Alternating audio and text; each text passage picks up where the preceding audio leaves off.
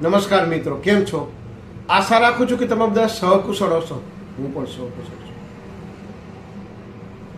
આજે શકુની મામાએ મળતા વખતે દુર્યોધનને કાનમાં શું કીધું હતું એ સંપૂર્ણ માહિતી તમને આજે આ વિડીયોમાં હું આપવાનો છું. તો ચાલો મોડું ન કરતા આજનો વિડીયો શરૂ કરીએ છીએ. એની પહેલાં કહેવા માંગીશ કે ચેનલ પર નવા હો તો સબસ્ક્રાઈબ કરી લેજો. વિડીયો જો પસંદ આવે તો લાઈક કરી દેજો. ભાઈબંધ દોસ્તાર ફેમિલી મેમ્બર સાથે વિડીયો શેર જરૂર કરજો. જેણે પણ ધાર્મિક વિડીયોમાં ઇન્ટરેસ્ટ હોય ને શેર કરવાનો. જો તમને આ વિડીયો ગમતા હોય તો સાંજે તમારા ભાઈબંધ દોસ્તાર ફેમિલી મેમ્બર સાથે જમીને સાંજે આ વિડીયો જરૂર સંભળાવજો. તો ચાલો આજનો વિડીયો શરૂ કરીએ. મહાભારતના યુદ્ધનો અંત હતો છે. હવે ખાલી યુધિષ્ઠિર દુર્યોધન, શકુની મામા એવા 2-4 ગણા જૂના યોદ્ધા જીવતા હતા.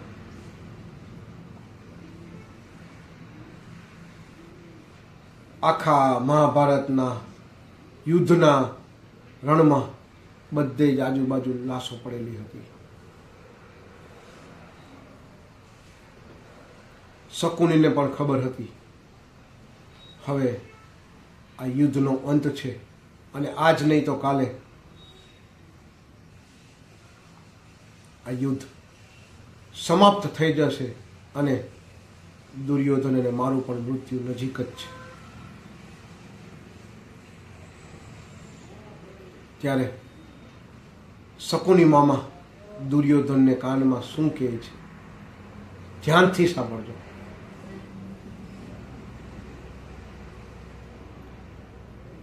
કે દુર્યોધન, આ યુદ્ધ તો હું કદી પણ વિચારતો પણ નહોતો અને આટલો સર્વનાશ મેં કદી વિચાર્યો પણ નહોતો અને તું મારો શિષ્ય પણ નથી. તું મારો એક મહોરો છે. આશ્ચર્ય સાથે દુર્યોધન શકુની મામાની સામે જોયો છે કે કેમ આવું કયો છો મામા?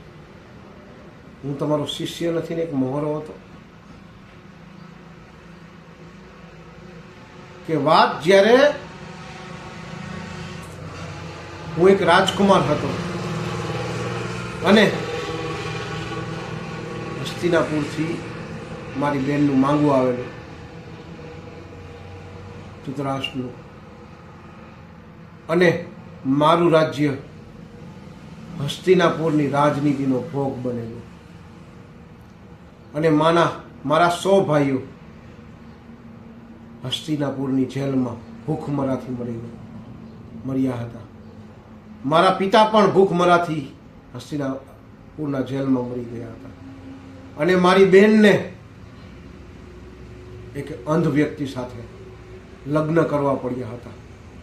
મારી બહેનને હું બહુ જ પ્રેમ કરતો અને નાનપણથી જ અમે લાડકોટથી ઉછેરી છે, છતાં એને એક અંધ વ્યક્તિ હારે લગ્ન કરવા પડ્યા આ હસ્તિનાપુરની રાજનીતિના લીધે. ત્યારથી મેં જીવનમાં કસમ ખાધી હતી કે હસ્તિનાપુરને હું સર્વનાશ કરી નાખીશ. તને નાનપણથી જ તને પાંડવો પ્રત્યે તૃણા તો હતી જ, નફરત તો હતી જ.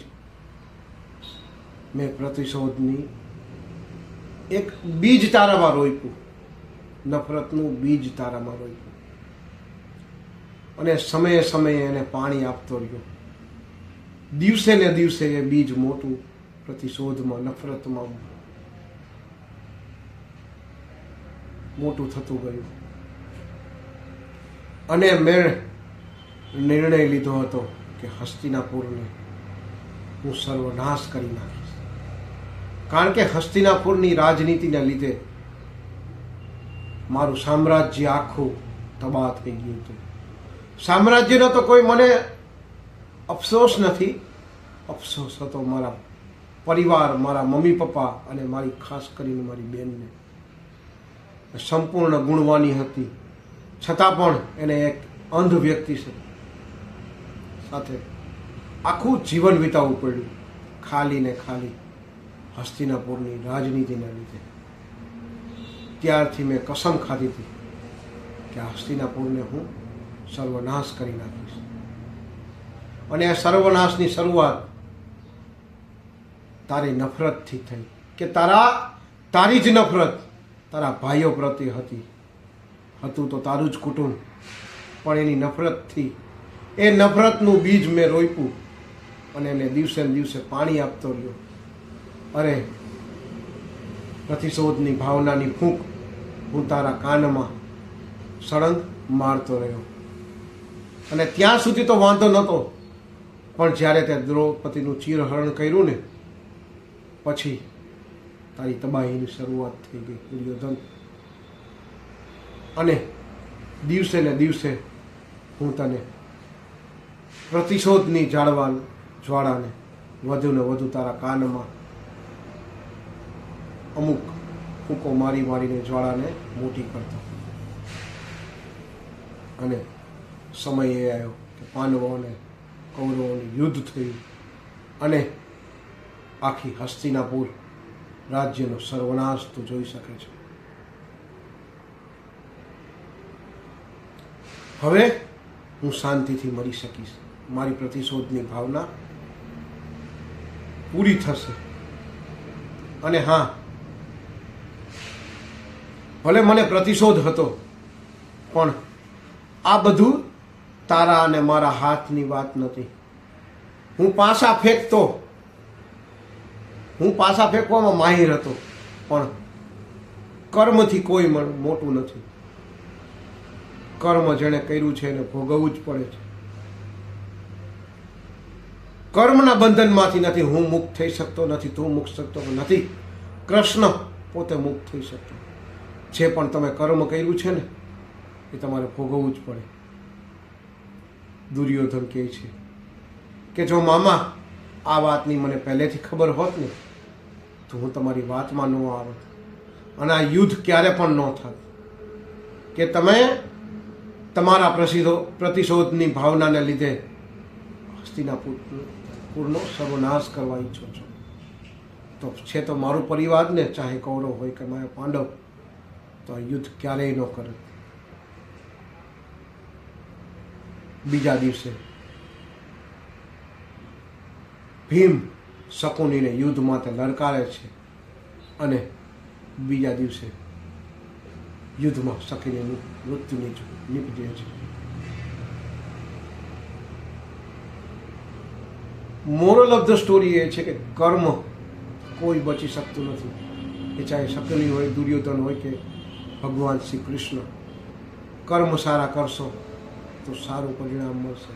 અને સારું કર્મ ફરીને એક દિવસે તમારી પાસે આવે જ છે, અને ખરાબ કર્મ પણ એક દિવસે ફરી તમારી પાસે આવે જ છે. હવે વિચારવાનું તમારે હોય છે કે કર્મ સારા કરવા કે ખરાબ. તો આજ માટે આટલું જ.